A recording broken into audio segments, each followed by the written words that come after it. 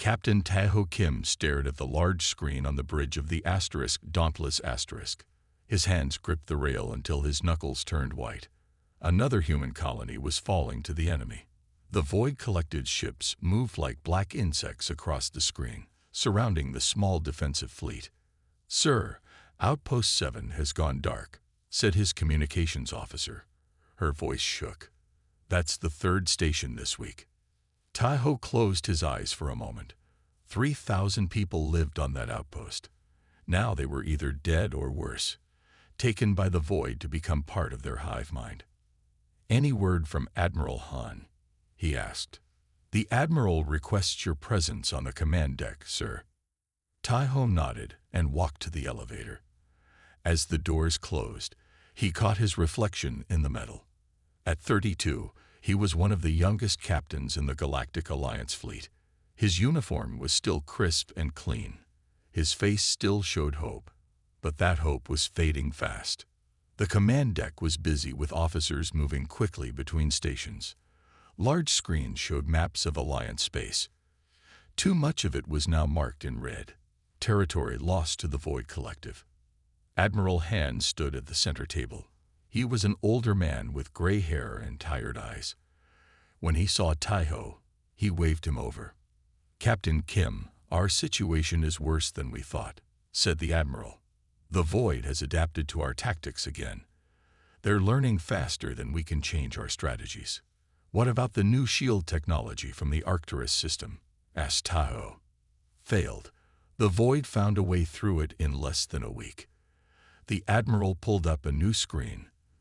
"The Alliance Council has approved a different approach." The screen showed an image of Earth, the human homeworld. Taeho hadn't seen it in years. Most humans now lived on colony worlds throughout Alliance space. "I don't understand, sir. The Council believes our current military thinking is too clean, too predictable." The Admiral looked uncomfortable. "They'd want us to bring in specialists. People who fought in Earth's last wars before we joined the Alliance." Taeho frowned. "Those soldiers would be very old now." "Yes, most are in their 70s or 80s, but they fought in wars unlike anything we've seen. Wars where humans fought other humans. Brutal conflicts with no rules." "The Alliance banned those kinds of tactics decades ago," said Taeho. "We're supposed to be better than that now." The Admiral's face hardened. "And look where it's gotten us. The Void doesn't care about our rules. They're consuming entire worlds while we worry about fighting fairly." He showed Taeho another screen. This one had pictures of old men and women. Their faces were hard, with cold eyes that had seen terrible things. "These soldiers were considered too dangerous, too unpredictable for our modern military," said the Admiral. "Many use outdated combat enhancements that were later banned, but they know how to win at any cost." "And you want me to find them?" asked Taeho. "Your ship is the fastest in the fleet. You'll take a diplomatic team to Earth and the older colonies. Find these veterans and convince them to help us." Taeho looked at the images again. One man in particular caught his eye. Sung-Min Park. His file said he had led Korea's most decorated Special Forces team. Now he lived alone on a farming colony. "What if they refuse?" asked Taeho. "Then we lose this war," said the Admiral simply. "The Void will consume all of us. Make them understand that." As Taeho left the command deck, an alarm sounded. More Void ships had been spotted near a civilian transport route. "How long until I need to leave?" he asked. "Immediately," said the Admiral. "We're already losing too fast." Taeho nodded and headed back to his ship. He wondered what kind of people these old soldiers were and what kind of war they would fight. A war without rules. A war to win at any cost. He wondered if he was ready for that kind of war. The colony world of New Busan was peaceful. Green fields stretched in all directions under a pale blue sky. Sung-Min Park knelt in his garden, carefully pulling weeds from around his vegetable plants. His movements were slow but precise. The sun glinted off his right arm, a metal replacement that looked decades out of date compared to modern prosthetics. At 78, Sung Min's face was deeply lined, with a long scar running from his left eye to his jaw. His hair was white and cut short in the same military style he had worn for 50 years. He lived alone in a small house on the edge of the settlement. The locals respected him, but also feared him a little. They knew he had once been a warrior, though he never spoke of his past. He heard the ship before he saw it. Sung Min's enhanced hearing, another relic from his military days, picked up the sound of engines cutting through the atmosphere. He didn't look up, just continued pulling weeds. The Alliance shuttle landed in the open field next to his house. The sleek silver craft looked out of place against the simple farm buildings. Sung Min waited as the ramp lowered, and 3 people walked out. One was a young man in a captain's uniform. Another was a woman in the formal clothes of an Alliance diplomat. The third was a security officer who kept his hand near his weapon. "General Park," called the captain as they approached. "I'm not a general anymore," said Sung Min. His voice was rough from lack of use. "Just a farmer. I'm Captain Taeho Kim of the Alliance ship Dauntless *. This is Jae-Hai Song, our diplomatic liaison." Sung Min finally stood, wiping dirt from his hands. "One flesh, one metal. The Alliance has nothing to say that I want to hear." Jae-Hai stepped forward. She was in her 40s, with a calm, serious face. "We wouldn't have come if the situation wasn't desperate, General Park. The Alliance told me and my soldiers we were too violent, too willing to cross lines," said Sung Min. "They said there was no place for us in their perfect future, so I made my own place here." Captain Taeho pulled out a small device and pressed a button. A hologram appeared in the air between them.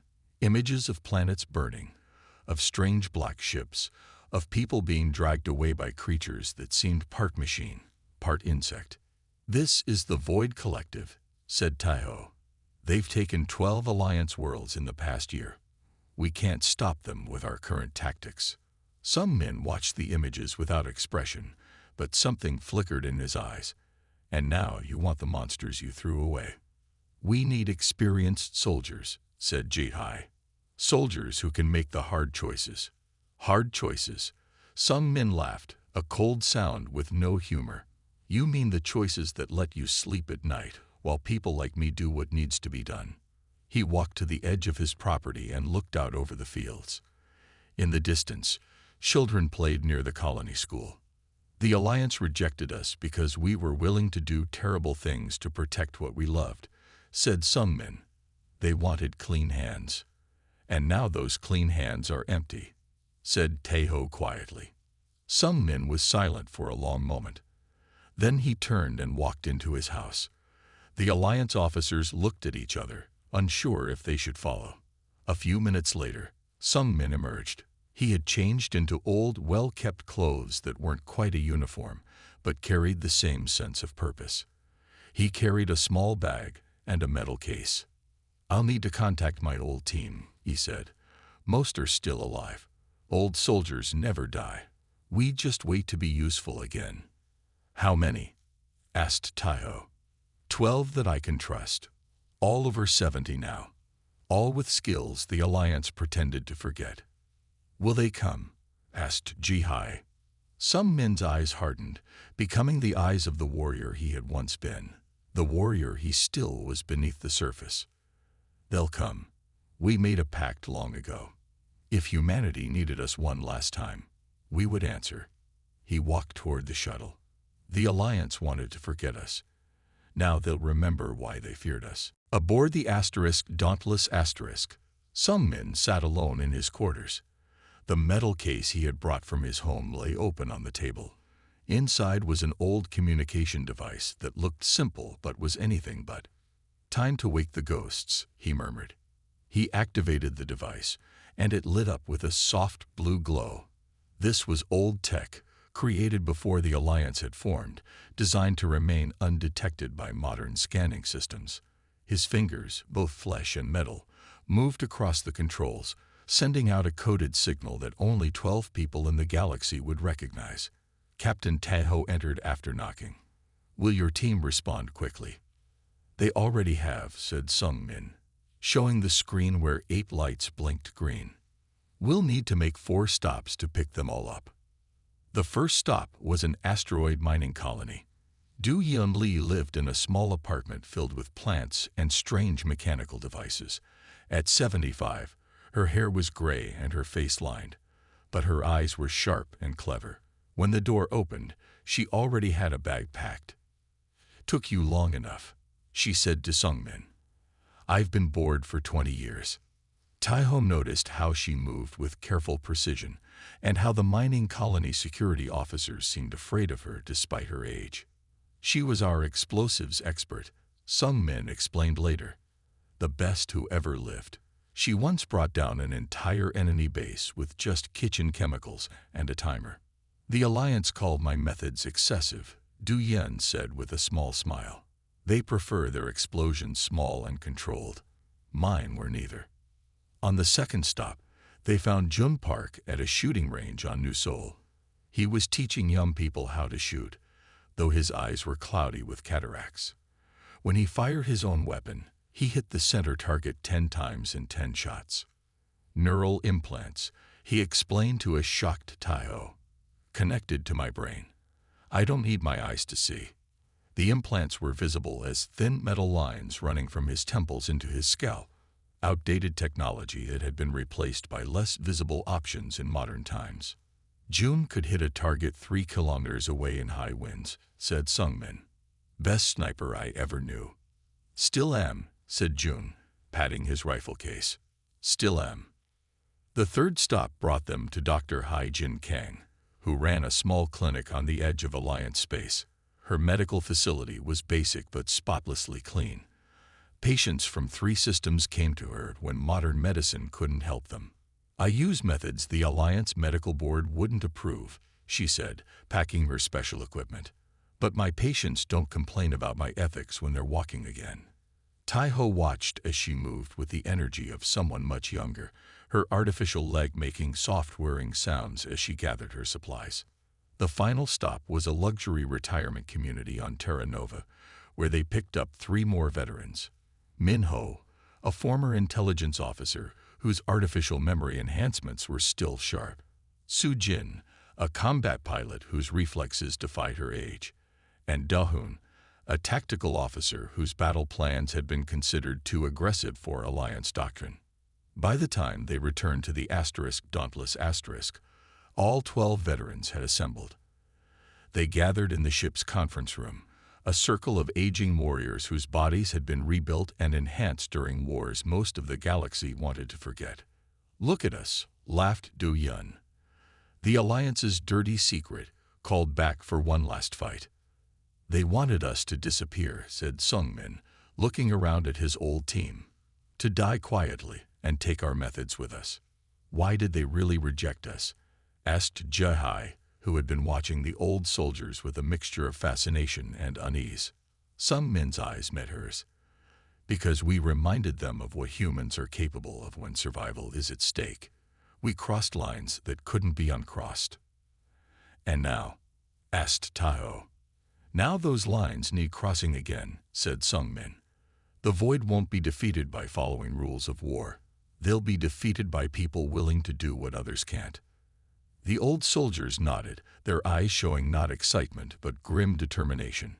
They had been waiting for this moment, not hoping for it, but expecting it.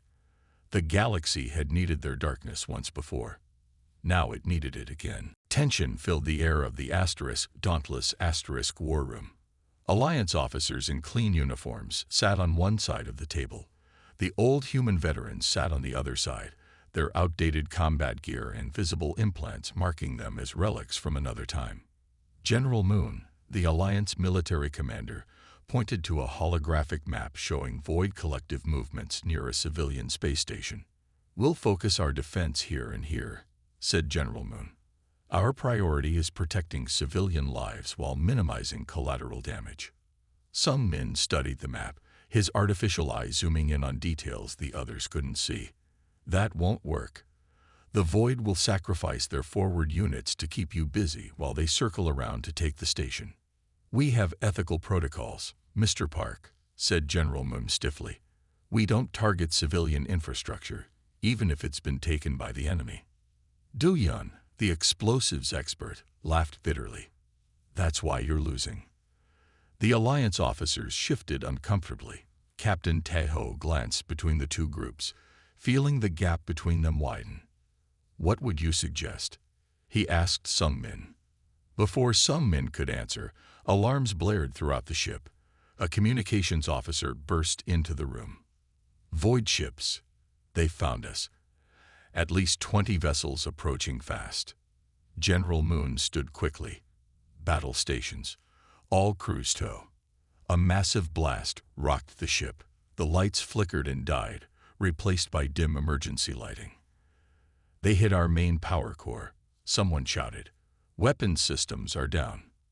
In the chaos, Taeho watched with amazement as the elderly veterans moved with unexpected speed.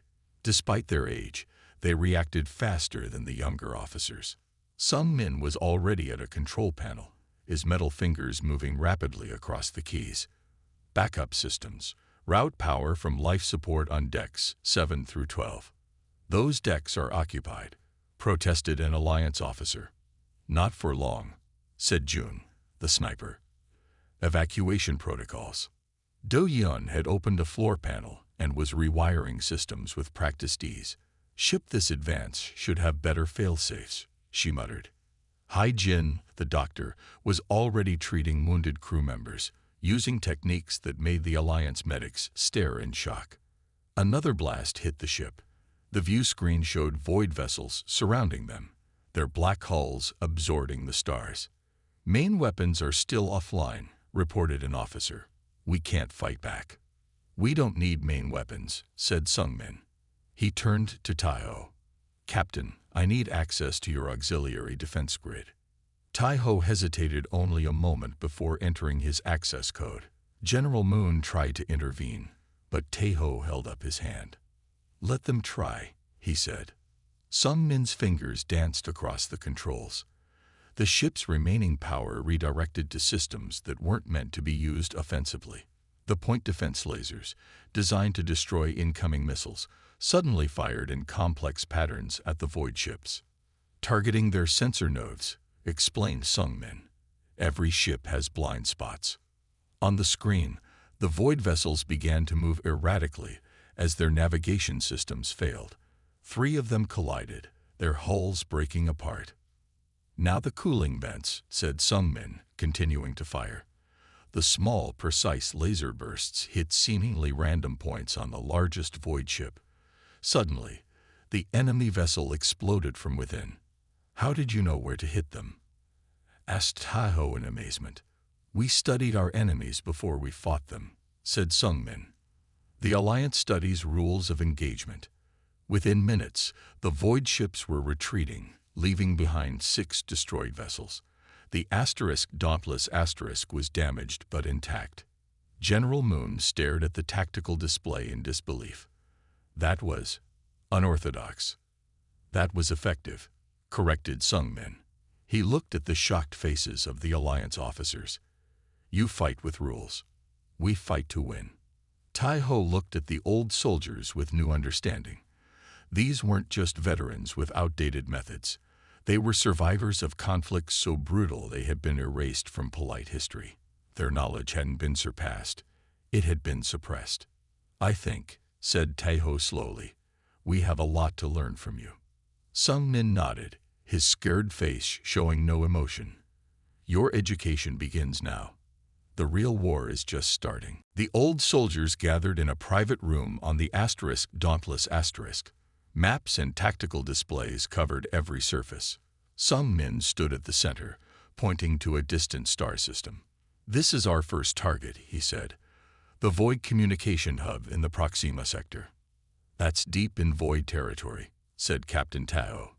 Alliance Command won't approve a mission that far behind enemy lines. Sung Min's expression didn't change. We're not asking for approval. The veterans nodded in agreement. They had spent 2 days planning this operation, drawing on tactics that had been banned by the Alliance decades ago. What exactly are you planning? Asked Ji Hai, the diplomat. She had been watching the old soldiers closely, both fascinated and concerned by their methods. Du Yun held up a small device. We've modified these communication jammers. They don't just block signals, they send false ones. And I've reprogrammed these hunter-killer drones, added Minho, the intelligence officer. They were designed to protect Alliance ships, but they work just as well on the attack. Tai-Ho looked troubled. Those are banned weapons. So are we, said Jun with a thin smile. 3 days later, a small stealth ship approached the Void communication hub. Inside were all 12 veterans and a reluctant Captain Tai-Ho. Alliance Command had reluctantly approved the mission after some men had bypassed General Moon and spoken directly to the High Council. They're using organic technology, explained Hai-Jin as she showed the team her medical bag. I've modified these nanites to target void biological components. She didn't explain that she had been working on such weapons in secret for years, despite their prohibition. The mood inside the ship was calm. Unlike young soldiers before battle, these veterans showed no nervousness. They had faced death too many times to fear it now. Remember, said Sung-min, we leave some alive. They need to carry the message back. What message? Asked Tai-Ho. Fear, said Sung-min simply. The attack began with absolute silence. The veterans moved through space in special suits that left no heat signature. They attached Du Yun's devices to key points on the outer hull of the Void station. When they were activated, chaos erupted inside. The Void's hive mind, which connected all its members, suddenly received conflicting commands. Security systems turned against their own people. Communication channels filled with false alarms. Tai-Ho watched from the ship as the veterans executed their plan with ruthless efficiency. Some men led a team inside, moving through the station like ghosts. Jun set up on an observation deck, his ancient but deadly rifle picking off Void commanders with impossible accuracy. Hai-Jin released her nanites into the environmental systems. On the monitors, Tai-Ho saw Void soldiers collapse as the tiny machines attacked the implants that connected them to the hive mind. This isn't war, he whispered. This is slaughter. This is necessary, corrected Du Yun, who had stayed behind to monitor the operation. The Void doesn't understand mercy, only strength and pain. Within 3 hours, the entire hub was under their control. The veterans had suffered no casualties, though several sported minor injuries. The Void had lost hundreds. Most shocking to Tai-Ho was what they did next. Rather than killing all the Void soldiers, some men ordered that 1 in 10 be left alive, but injected with Hai-Jin's memory compounds. They'll return to their command with perfect memories of what happened here, explained Sung-min. The hive mind will experience our attack through their eyes. They'll know fear for the first time. As they departed, leaving the hub in ruins, Alliance Communications reported an unexpected development. 3 nearby Void battle groups had suddenly retreated from Alliance space. They're confused, said Sung-min. For the first time, they don't understand their enemy. That gives us time to plan our next move. Tai-Ho looked at the old human with new eyes. This is just the beginning, isn't it? Sung-min nodded, his face showing no satisfaction despite their victory. The truly difficult decisions are yet to come. 1 month had passed since the first victory. The Dauntless Asterisk had become the center of a new war strategy. Maps showed Void forces retreating from 3 key systems.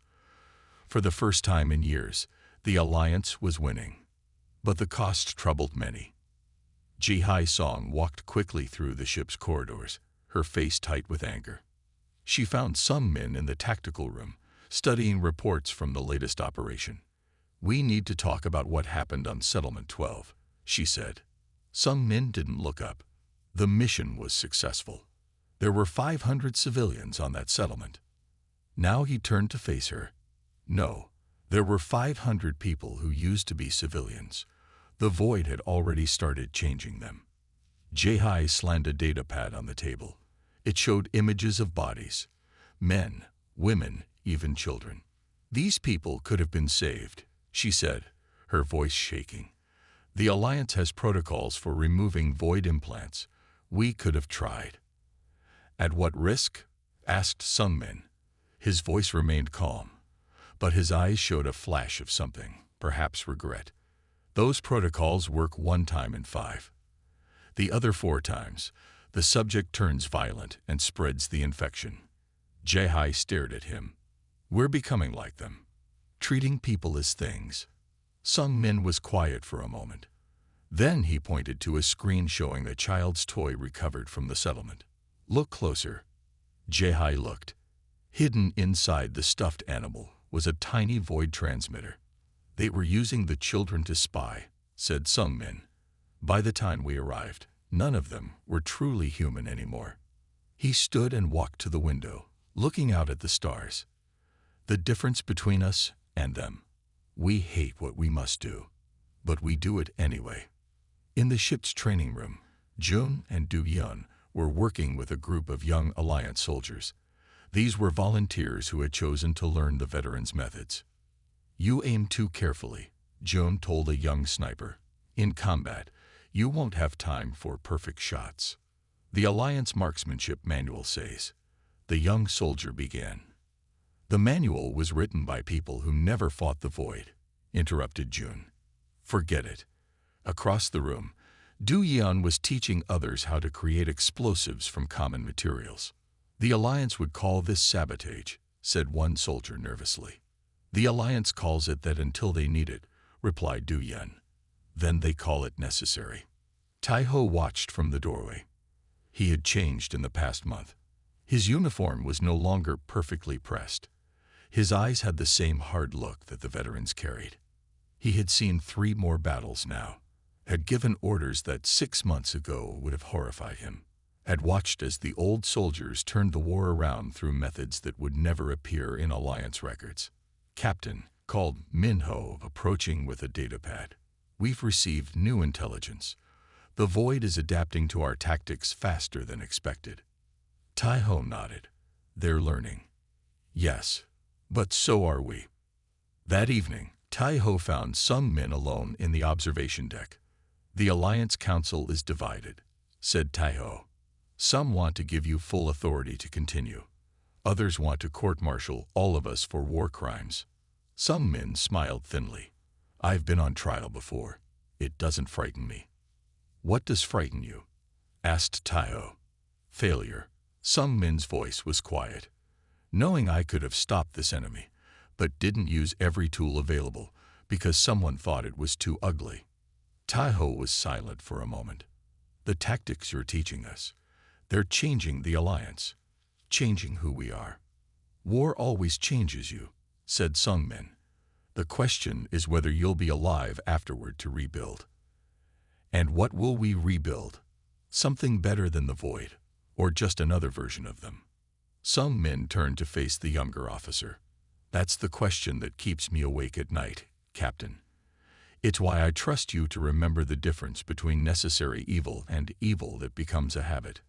Tai-ho nodded slowly, understanding now why the old soldier shared his darkest tactics with some officers but not others. He was looking for those who would use these methods, but never love them. This war will transform the Alliance, said Sung-min. Make sure it's a transformation you can live with. They're changing their tactics, said Min-ho, pointing to the holographic map. The void ships no longer move in large groups. They split into smaller units and attack from multiple directions. 3 months had passed since the old soldiers joined the war. The Alliance had reclaimed 7 systems, but the progress was slowing. The void was learning. They're adapting to us, said Sung-min, just as we adapt to them. The veterans gathered around the tactical table on the Dauntless asterisk. They looked tired. Despite their enhancements and experience, they were still old humans fighting a war that drained them daily. Our hit-and-run tactics aren't working as well, said Jun. They've started setting traps for our strike teams. Do-yeon nodded. And they've changed their communication systems. My jammers don't work like they used to. Sung-min studied the map carefully. They're developing countermeasures specifically against our methods. The void has never done this before. They've always relied on overwhelming numbers. Now they're fighting smart, said Taiho. Because of us. We taught them fear, said Sungmin. Now they're learning caution. 2 days later, a mission went wrong. The veterans had targeted a void supply depot, but the enemy was waiting for them. The team barely escaped, but Du Yan was captured. We have to go back for her, insisted Jun, his face tight with anger. That's what they want, said Sungmin. They set a trap, and they'll set another. We don't leave our people behind, said Haijin. That was our rule. The argument continued until Admiral Han arrived with new intelligence. We've detected unusual brainwave activity from the sector where Du Yan was taken. The void seems to be attempting to assimilate her knowledge. Sungmin's face went pale. Du Yan has details about all our operations in her memory. If the void gets that information, what can we do? Asked Taiho. Sungmin was quiet for a moment. Then he said, nothing. Du Yan will handle it herself. What do you mean? Asked Jihai. All of us have security measures in our implants, explained Haijin. Mine are medical. Du Yan's are more aggressive. 3 hours later, long-range sensors detected a massive explosion in the void facility where Du Yan was held. Communications picked up chaotic signals from nearby void ships. She activated her failsafe, said Sungmin quietly. A virus designed to spread through any system that tried to access her implants. You knew she would do this? Asked Taiho, horrified. She designed it herself, years ago, said Jun. She always said if she was ever captured, she'd make sure the enemy regretted it. The tactical screens showed void ships moving erratically around the facility. Their normally perfect coordination was broken. The virus is affecting their network, said Minho. It's creating temporary confusion in their hive mind. Some men stood suddenly. This is our chance. While they're disorganized, we can strike at their breeding worlds. Admiral Han looked shocked. The breeding worlds are deep in void space, and Alliance Command has forbidden direct attacks on their reproduction centers. The Alliance forbids many things that need to be done, said Sungmin. Du Yan gave her life to create this opportunity. We won't waste it. The room fell silent. Even the veterans looked uncertain. This crosses a new line, said Haijin. Even for us. Every line was crossed when the void entered human space, replied Sungmin. They're not just taking our worlds. They're taking our people, changing them into something else. If we don't stop them at their source, there won't be humans left to argue about ethics. Admiral Han shook his head. The Council won't approve this. Then don't ask them, said Sungmin. His eyes swept over the veterans and the Alliance officers who had joined them. Those who agree, come with me. Those who don't, stay behind. Either way, this mission happens. He turned to Admiral Han. Court-martial us later, if there is a later. The veterans stood one by one, showing their support. After a moment's hesitation, Taiho stood as well. How will you even get there? Asked Admiral Han. We'll take the Dreadnought * Vengeance *, said Sungmin. Its weapons are powerful enough. That's theft of Alliance property, warned the Admiral. Sungmin smiled grimly. Add it to our list of crimes. If we succeed, no one will care. If we fail, we won't be around to punish. The Dreadnought * Vengeance * moved silently through void space. Its normal running lights were dark. Its engines operated at minimal power. Aboard, Sungmin and his remaining veterans prepared for what might be their last mission. They'll detect us soon, said Minho, monitoring the sensors. We have perhaps 2 hours before they discover us. Taiho stood on the bridge, now fully committed to the veterans' cause. The past week had been the most difficult of his career. Half the Alliance fleet had been ordered to stop them, but sympathetic officers had helped them slip away. Now they were alone in enemy territory, with no hope of rescue if they failed. Are you certain this plan will work? Taiho asked Sungmin. No, said the old soldier honestly. But it's the only plan that might. The plan was both simple and terrible. They would attack the three main breeding worlds of the Void Collective. Not to destroy them. Even the Asterisk Vengeance's Asterisk weapons weren't powerful enough for that, but to lure the Void's central consciousness into a trap. The Void thinks as one mind. Some men had explained. Attack its children, and the mind will come to defend them. And then Admiral Han had asked before they left. Then we spring our trap, some men had said, but would explain no further.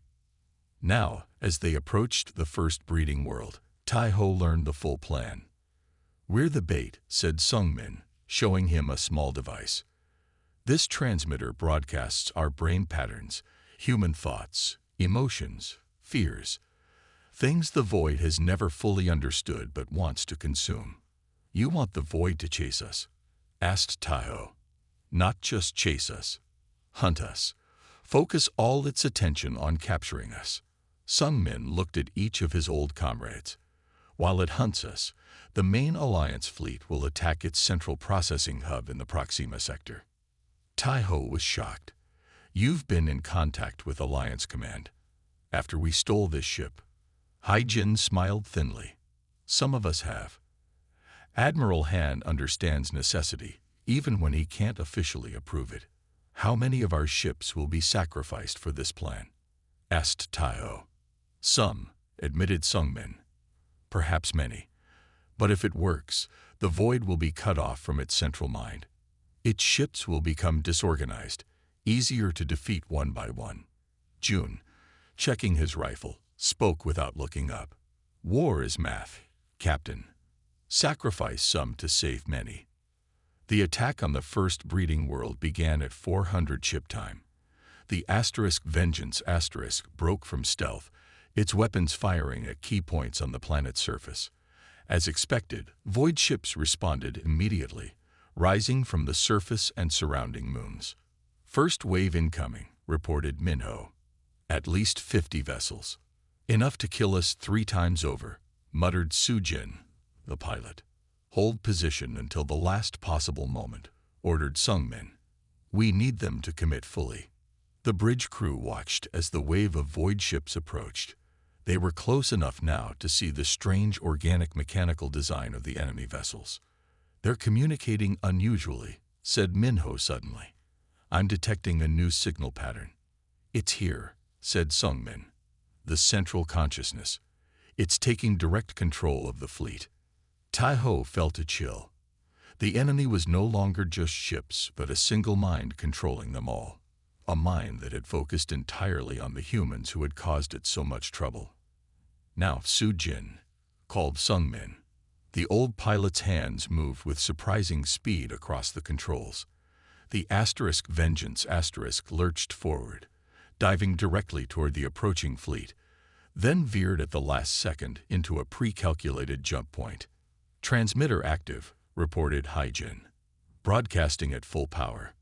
As they jumped away, long-range sensors confirmed that every Void ship had turned to follow them, abandoning the breeding world completely.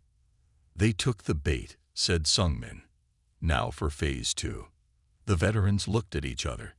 They all knew what Phase 2 meant. A smaller ship would separate from the Asterisk Vengeance Asterisk, carrying the transmitter and a small crew directly into the heart of the Void fleet. A suicide mission to ensure the main consciousness stayed focused on them while the Alliance attacked elsewhere. "Who goes?" asked Tai-Ho. "I do," said Sung-min, "along with anyone who volunteers." Every veteran raised a hand without hesitation. 5 years after the final battle, Admiral Tai-Ho Kim stood before a large monument on New Earth. The black stone wall held the names of thousands who had died in the war against the Void Collective. Near the center, in larger letters, were the names of 11 old soldiers who had changed the course of history. The war had ended on a day now celebrated throughout Alliance space. The veterans' plan had worked, though not exactly as intended. Sung-min, Jun, and 3 others had taken a small ship directly into the Void fleet, broadcasting human thought patterns that the hive mind could not resist pursuing. Meanwhile, the Alliance fleet had attacked the central processing hub in the Proxima sector. But it was what happened next that no one had expected.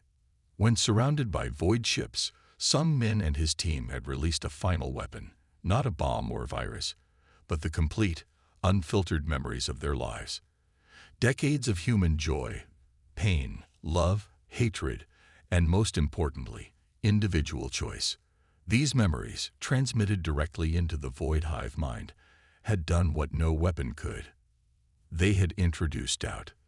The concept of individual thought, of questioning orders and making personal choices, had spread through the void consciousness like a virus. In the crucial moments of battle, void ships had hesitated, their crews suddenly experiencing individual awareness for the first time. The old soldiers had not survived, but their sacrifice had not just won the war, it had forever changed their enemy. Tai Ho touched the cold stone, his fingers tracing Sung Min's name. "I thought I might find you here," said a familiar voice. Tai Ho turned to see Hai Jin approaching slowly, leaning on a cane. Of all the veterans, only she and Min Ho had survived the war. Her face was more lined now, her hair completely white, but her eyes were still sharp. 5 years today," said Tai Ho. Hai Jin nodded. Sung Min would hate this monument. He never wanted to be remembered. The Alliance needed heroes. "We weren't heroes," said Hai Jin firmly. "We were just old monsters who found a proper use for our monstrosity." They stood in silence for a moment, watching as groups of young Alliance officers visited the monument. Many left small tokens or saluted the names of the fallen. "They're studying Earth's military history now," said Tai Ho. "The Alliance Military Academy has new courses on unconventional warfare and ethical decision-making in combat. Learning from our mistakes and our successes," said Hai Jin. "That's something, at least." Tai Ho gestured to a nearby building where rehabilitation work continued. "Some of the void survivors are responding well to treatment. They're developing individual personalities. After the war, thousands of void soldiers had been found disconnected from their hive mind, confused but no longer hostile. The Alliance had been divided on how to respond. Some wanted them eliminated as a potential threat. Others, led by Jehai Song, now the Alliance's chief diplomat, had argued for rehabilitation. Some men would have approved, said Hai Jin. He never hated the void. He just knew they had to be stopped. As they walked away from the monument, they passed a classroom where young officers were studying tactical displays. Through the window, Tai Ho could see them debating intensely, their faces serious but engaged. In his office back at Alliance headquarters, Tai Ho kept a hologram of Sung Min on his desk. Not the old soldier at the end, but as he had been on his farm on New Busan, a man who had found peace after war, only to answer when called again. The hologram reminded Tai Ho daily of what Sung Min had told him. Peace is built on difficult choices. Someone must be willing to make them. The Alliance had changed. It was stronger now, but also more thoughtful about the price of that strength. The veterans had taught them that survival sometimes required terrible acts, but that those acts must be chosen reluctantly and carried out with full awareness of their cost. As night fell over the monument, the names of the old soldiers glowed softly in the darkness, a reminder of what had been saved and what had been sacrificed. Not heroes, perhaps, as Hai Jin had said, but saviors nonetheless.